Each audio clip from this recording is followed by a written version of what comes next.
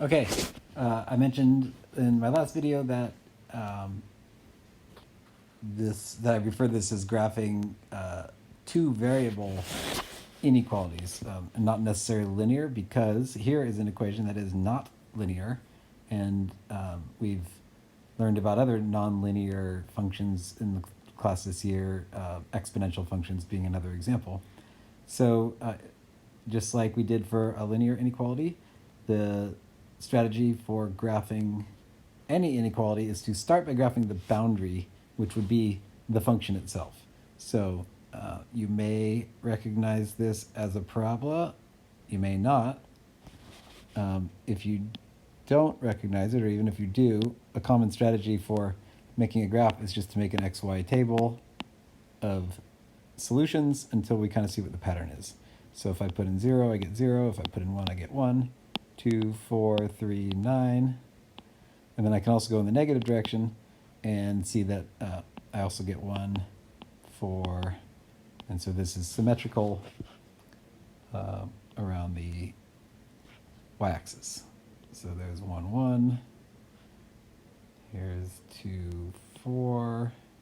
It's not an exponential function, even though it's going up at a ever-increasing rate.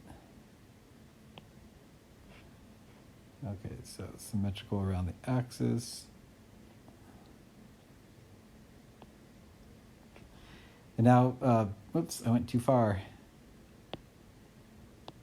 Before drawing the function, we look over here and we see that this is a greater than symbol. So we're going to include some range of values, but not including the boundary line. So the way we do that is with a dotted line. So I could always dot it later, but I'm going to draw it as a dotted line right now.